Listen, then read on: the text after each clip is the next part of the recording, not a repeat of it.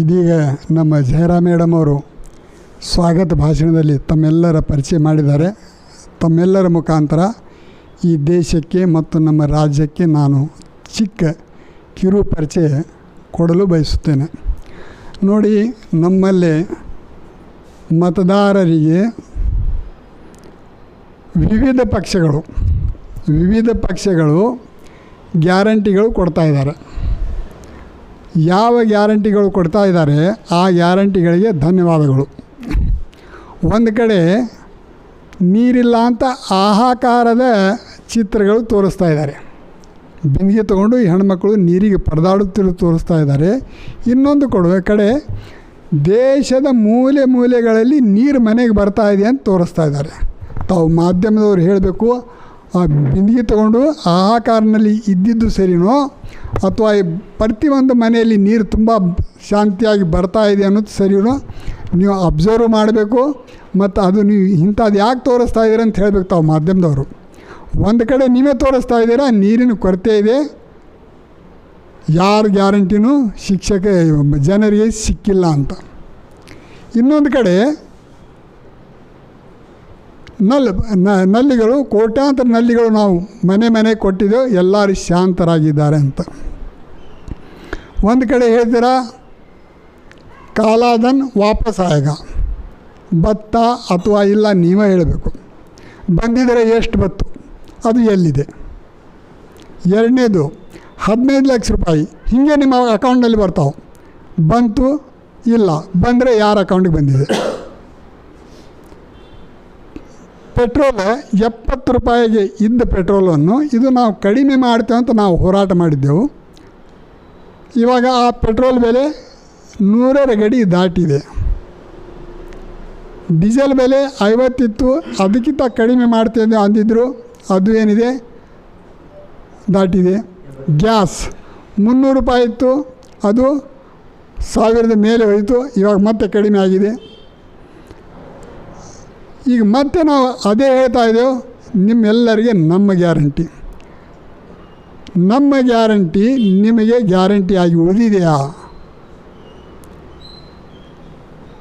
ಒಂದು ಕಡೆ ಆದರೆ ಇನ್ನೊಂದು ಕಡೆ ಶಿಕ್ಷಣ ನೀಡುವ ಜವಾಬ್ದಾರಿ ಸರ್ಕಾರದ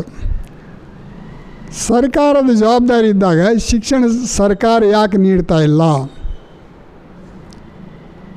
ಸರ್ಕಾರ ಶಿಕ್ಷಣ ನೀಡಿದ್ದರೆ ನೀವು ಎಲ್ಲ ಶಿಕ್ಷಕರು ಫ್ರೀಯಾಗಿ ಯಾಕೆ ಸೇವೆ ಮಾಡ್ತಿದ್ದೀರಾ?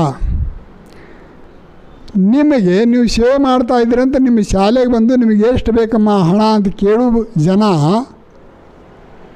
ಬರ್ತಾ ಇಲ್ಲ. ಆದರೆ ಮತ ಕೇಳಕ್ಕೆ ಬರ್ತಾರೆ. ಮತ ಕೇಳಕ್ಕೆ ಬಂದಾಗ ನಿಮಗೆ ತಮ್ಮ ಗ್ಯಾರಂಟಿಗಳ ಒಂದು ದೊಡ್ಡ ಪರಿಚಯನ ಮಾಡಿಕೊಡ್ತಾರೆ. ಶಿಕ್ಷಣದ ಗ್ಯಾರಂಟಿ ಯಾರು ಕೊಡ್ತಾ ಇದ್ದಾರೆ? ಈ ಎಲ್ಲ ಗ್ಯಾರಂಟಿಗಳನ್ನು ನಿಮ್ಮ ಗ್ಯಾರಂಟಿಗಳನ್ನು ನೀವು ಸರಿಯಾಗಿ ನೀಡ್ತಾ ಇದ್ದಾವೆ ಇಲ್ಲ ಅಂತ ತೋರಿಸಿ ಆಮೇಲೆ ನೀರಿನ ವ್ಯವಸ್ಥೆ ಮಾಡ್ತಾ ಇದ್ದಾರೆ. ಈಗ ನಾನು ಸ್ವಲ್ಪ ಈ ನನ್ನ ನ್ಯೂಸನ್ನು ಅಂತಾರಾಷ್ಟ್ರೀಯ ಮಟ್ಟದಲ್ಲಿ ಹೋಗುವ ಕಾರಣ ನಾನು ಮೊದಲನೇದಾಗಿ ನಮ್ಮ ಜಾವೀದ್ ಸಾಹೇಬರು ಇದೇ ಮಾತಾಡಿದರು, ನಾವು ಒಂದು ಥರ್ಡ್ ಫ್ರಂಟ್ ಮಾಡೋಣ ಅಂತ. ನೋಡಿ, ಥರ್ಡ್ ಫ್ರಂಟ್ ಮಾಡುವ ಒಂದು ಕಡೆ ಇರಲಿ, ಎಲ್ಲ ಫ್ರಂಟ್ಗಳು ಒಂದಾದರೂ ಸನ್ಮಾನ್ಯ ಮೋದಿಯವರಿಗೆ ಸೋಲ್ಸೋಕ್ಕಾಗ್ತಾ ಇಲ್ಲ. ಅದಕ್ಕೆ ಕಾರಣ ಏನು ತೋರಿಸ್ತಾರಂದರೆ EM ಮಷಿನ್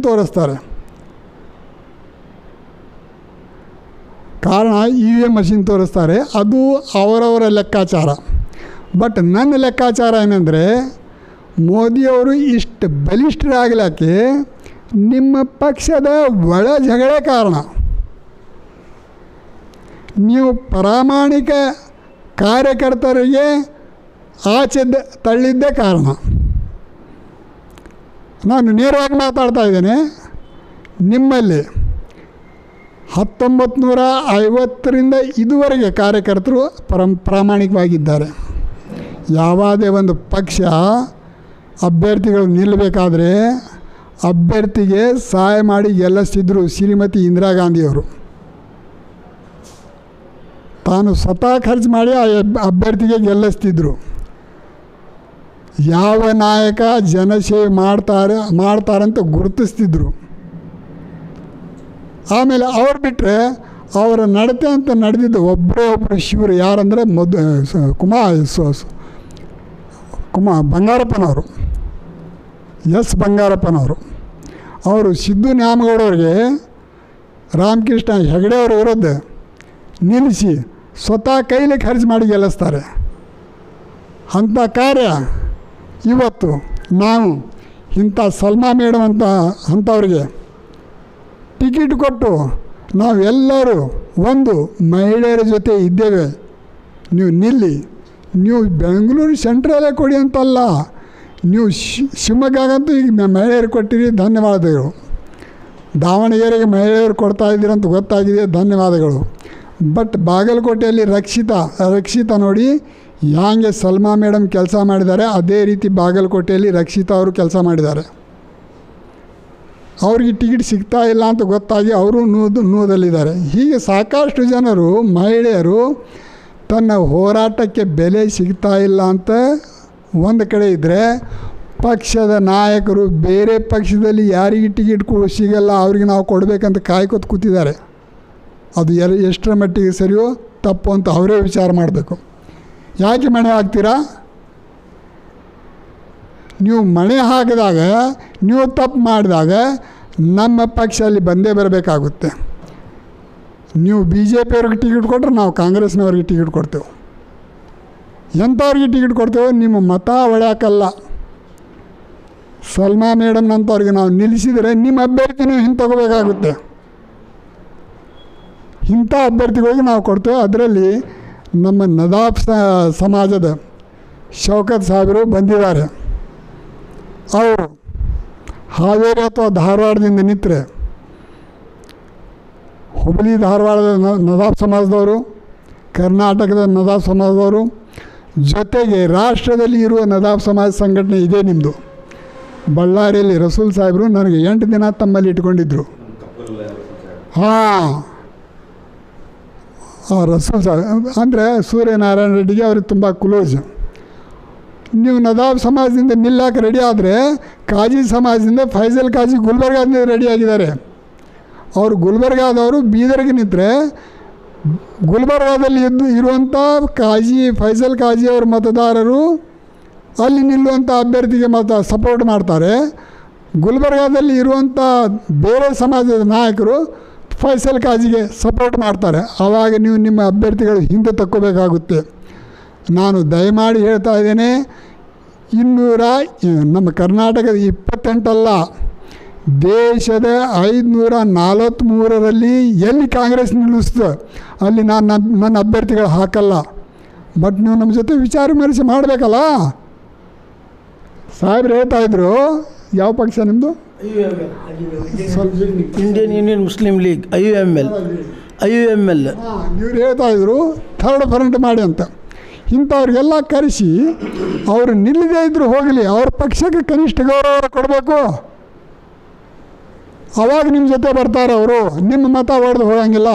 ನೀವು ಈ ಕೆಲಸ ಮಾಡೋದ್ಬಿಟ್ಟು ಬೇರೆ ಪಕ್ಷದಿಂದ ಅವ್ರು ಬರ್ತಾರಾ, ಅವ್ರಿಗೆ ಟಿಕೆಟ್ ಕೊಡಬೇಕಾ, ಅವ್ರಿಗೆ ಮಣೆ ಹಾಕಬೇಕಾ? ಜಗದೀಶ್ ಶೆಟ್ಟರ್ ಅವ್ರು ಯಾಕೆ ಮಣೆ ಹಾಕಿದ್ರಿ? ಇದ್ದಾರೆ ಅವರು. ಒಂದು ಹುಬ್ಬಳ್ಳಿ 73, ಇಲ್ಲಿ ಹುಬ್ಬಳ್ಳಿಯವರು ಇದ್ದಾರೆ. ಅಲ್ಲಿ 5 ಜನ ಮೇಜರ್ ಕ್ಯಾಂಡಿಡೇಟ್ 5 ವರ್ಷದಿಂದ ಕಾರ್ಯಕರ್ತರ ಜೊತೆ ನಾನೇ MLA ಕ್ಯಾಂಡಿಡೇಟ್ ಅಂತ ಹೇಳಿಕೊಂಡು ಟಿಕೆಟ್ಗೆ ನಿಂತಿದ್ರು. ಅವರು ನಿಂತಾಗ ಕೊನೆ ಹಂತದಲ್ಲಿ ಅವ್ರಿಗೆ 5 ಜನರಿಗೆ ಬಿಟ್ಟು BJP ಇಂದ ಬಂದು ಜಗದೀಶ್ ಶೆಟ್ಟರ್ ಅವರಿಗೆ ನೀವು ಟಿಕೆಟ್ ಕೊಟ್ಟಾಗ ಅವ್ರ ಮನಸ್ಸಿನ ಮೇಲೆ ಏನು ಬೀರಿರಬೇಕು? ಹ್ಯಾಂಗೆ ನಿಮ್ಮ ಪಕ್ಷ ಬರುತ್ತೆ? ಅದು ಆಗಲಿಲ್ಲ. ಆಮೇಲೆ ಅವರು ಸೋತ ನಂತರ ಮತ್ತೆ ಅವ್ರಿಗೆ MLC ಮಾಡಿದ್ರು. ಈ 5 ಜನರಿಗೆ ಮಾಡಬೇಕಾಗಿತ್ತು. ಅದೇ ಸ್ಥಿತಿ ಇವಾಗ ತುಮಕೂರಿನಲ್ಲಿ ಹಾಲಪ್ಪನವರು ಪರದಾಡ್ತಾ ಇದ್ದಾರೆ.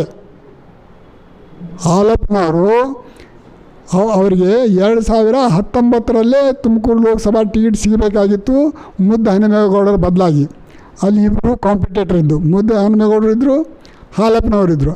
ಅವಾಗ ಅವ್ರು ಏನು ಹೇಳಿದರು, ದೇವೇಗೌಡರು ಬಂದಿದ್ದಾರೆ, ನೀವು ಸ್ವಲ್ಪ ಸಮಾಧಾನ ಮಾಡಿ. ಮುದ್ದಹನುಮೇಗೌಡರು ಸಮಾಧಾನ ಮಾಡಲಿಲ್ಲ. ಅವರು ಬಂಡದ್ದು ಬಿ ಜೆ ಪಿಗೆ ಹೋಗ್ಬಿಟ್ರು. ಆದರೆ ಹಾಲಪ್ಪ ತನ್ನ ಪ್ರಾಮಾಣಿಕತೆ ತೋರಿಸಿ ಮತ್ತೆ 5 ವರ್ಷ ಕೆಲಸ ಮಾಡಿದರು.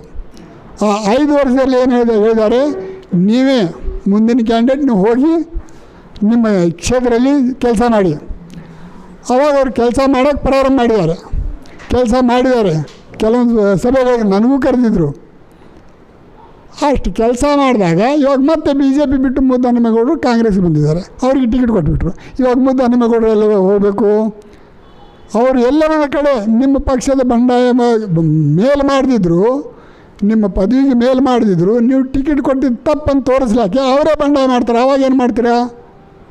ಈ ಎಲ್ಲ ಸಮಸ್ಯೆಗಳಿಗೆ ನಾನು ನಮ್ಮ ಜಾವೇದ್ ಸಾಹೇಬರಿಗೆ ಉತ್ತರ ಕೊಡೋಕ್ಕೆ ಈಗಲೂ ಬಯಸ್ತಾ ಇದ್ದೇನೆ. ಅವರು ಥರ್ಡ್ ಫ್ರಂಟ್ ಮಾಡೋ ಬದಲಾಗಿ ನಾವು ನೀವು ಸೇರಿ ಕಾಂಗ್ರೆಸ್ನವರು ಬೆಂಬಲ ಬಯಸಿದರೆ ಕೊಡೋಣ,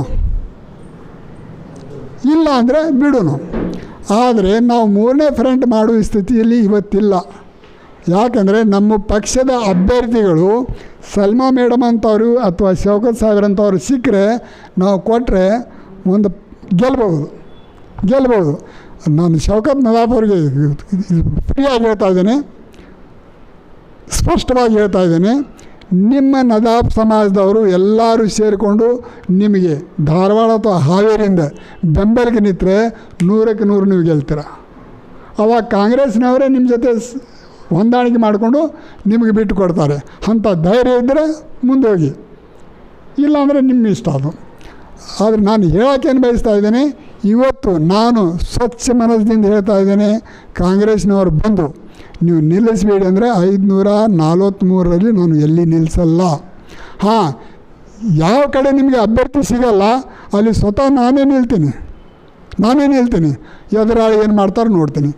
ಇಷ್ಟೊಂದು ಹೇಳಿ ನಮ್ಮ ಶಿಕ್ಷಕರಿಗೆ, ಸಲ್ಮಾ ಮೇಡಮ್ ಅವರು, ಮಾನ್ಯ ಮುಖ್ಯಮಂತ್ರಿಗಳಿಗೆ ಮತ್ತು ಉಪಮುಖ್ಯಮಂತ್ರಿಗಳಿಗೆ, ಮಧು ಬಂಗಾರಪ್ಪನವರಿಗೆ, ಲಕ್ಷ್ಮೀ ಹೆಬ್ಬಾಳ್ಕರ್ ಅವರಿಗೆ ಮತ್ತು ಅಲ್ಪಸಂಖ್ಯಾತರ ಮಂತ್ರಿಗಳಿಗೆ ಭೇಟಿ ಮಾಡಿಸ್ತೀನಿ ಅಂತ ಹೇಳಿದ್ದಾರೆ. ಅವ್ರ ಜೊತೆ ಮಾತಾಡಿ ಸಮಯ ತಗೋತಾರೆ. ನಿರ್ದಿಷ್ಟ ದಿನಾಂಕ ಸಿಕ್ಕ ನಂತರ ನಿಮಗೆ ಆ ಡೇಟ್ ಕೊಡ್ತಾರೆ. ಆವಾಗ ನಿಮ್ಮದು 1000 ಜನ ಇದ್ದೀರಿ, 2000 ಇದ್ದೀರಾ, 3000 ಇದ್ದೀರಾ, ನಿಮ್ಮ SDMC ಅಧ್ಯಕ್ಷರ ಜೊತೆಗೆ, ನಿಮ್ಮ ಜೊತೆ ಹೆಲ್ಪರಾಗಿ ಕೆಲಸ ಮಾಡೋರ ಜೊತೆಗೆ ನೀವು ಬಂದು ಅವ್ರ ಸಹಕಾರ ಪಡೀತೀರಂತ ಮಮತಾಜ್ ಮೇಡಮ್ ಅವರು ಮತ್ತು ನಮ್ಮ ಸುಮಯ್ಯ ಮೇಡಮ್ ಅವರು, ಈ ಎಲ್ಲ ಆಯೋಜನೆಗೆ ಕಾರಣರಾದ ಅಬ್ದುಲ್ ಹಮೀದ್ ಕೊಪ್ಪದ್, ಇವರು ಸ್ವಲ್ಪ ಇವ್ರಿಗೆ ನಗು ಜಾಸ್ತಿ ನೋಡಿ, ಹೇಳದೇ ಇದ್ರೆ ನಗ್ತಾರೆ. ಇಲ್ಲ, ನಾನು ಮಾತಾಡಿದರೆ ನಗಾಕೆ ಪ್ರಾರಂಭ ಮಾಡ್ತಾರೆ. ಬೇಡಪ್ಪ ನಗಬೇಡಿ ಅಂದರೆ ನಗ್ತಾರೆ. ಈಗ ಕ್ಯಾಕರು ಸರ್ ಮಜೆ ಹಸನ ಆತೆ, ಅದೇನೋ ಗೊತ್ತಿಲ್ಲ. ವಿಶೇಷವಾಗಿ ನಮ್ಮ ಮನೆಗೆ ಇವತ್ತು ನಮ್ಮ ಜಾವೇದ್ ಸಾಹೇಬ್ರು ಬಂದಿದ್ದು, ಮತ್ತು ಶೌಕತ್ ಸಾಹೇಬ್ರು ಬಂದಿದ್ದು, ಸಮೀವುಲ್ಲಾ ಸಾಹೇಬ್ರು ಬಂದಿದ್ದರು, ನಮ್ಮ ಇಮ್ತಿಯಾಜ್ ಸಾಹೇಬರು, ಇವರು ಬೇರೆ ಬೇರೆ ಊರಿಂದ ಬಂದಿದ್ದಾರೆ. ಜೊತೆಗೆ ತಮ್ಮ ಪತ್ನಿಯ ರಕ್ಷಣೆಗಾಗಿ ನಮ್ಮ ತಾಜ್ ಸಾಹೇಬರು ಬಂದಿದ್ದಾರೆ. ಆಮೇಲೆ ಮಮತಾಜ್ ಮೇಡಮ್ ಅವರು ನೋಡಿ, ಹುಬ್ಳಿ ಧಾರವಾಡದಿಂದ ನಮ್ಮ ಕೊಪ್ಪದ ಸಾಹೇಬರೇ ರೆಡಿ ಆಗಿದ್ದಾರೆ. ಎಲ್ಲರೂ ಚಪ್ಪಾಳೆ ಬೇಡಿರಿ. ಅವ್ರೇನು ಹೇಳ್ತಾರೆ ಗೊತ್ತಾ, ನಾನು ಕಾಂಗ್ರೆಸ್ ವಿರುದ್ಧ ನಿಲ್ಲಲ್ಲ, ಕಾಂಗ್ರೆಸ್ನವರು ನಮ್ಮ ಶಿಕ್ಷಕರ ಬೇಡಿಕೆ ಪೂರೈಸಿದರೆ ನಾನು ನಿಲ್ತೇನೆ, ಶಿಕ್ಷಕರ ಧ್ವನಿಯಾಗಿ ನಿಲ್ತೇನೆ ಅಂತ ಹೇಳ್ತಾ ಇದ್ದಾರೆ. ಇದು ವಿರೋಧ ಅಲ್ಲ, ಕಾಂಗ್ರೆಸ್ಗೆ ವಿರೋಧ ಅಲ್ಲ. ಅವ್ರು ಏನು ಮಾಡ್ತಾ ಇದ್ದಾರೆ, ನಿಂತು ನಿಮ್ಮ ಬೇಡಿಕೆ ಪೂರೈಕೆ ಮಾಡಿಕೊಂಡು ಕಾಂಗ್ರೆಸ್ ಜೊತೆ ಕೈ ಜೋಡಿಸ್ತಾರಂತೆ. ಅವ್ರಿಗೆ ನಾವು ಚಪ್ಪಾಳೆ ಬಡೋದು ಸ್ವಾಗತ ಮಾಡೋದು. ನಿಲ್ಲಿ ಅವರು. ತಮ್ಮೆಲ್ಲರಿಗೆ ಧನ್ಯವಾದಗಳು. ಜೈ ಹಿಂದ್, ಜೈ ಕರ್ನಾಟಕ.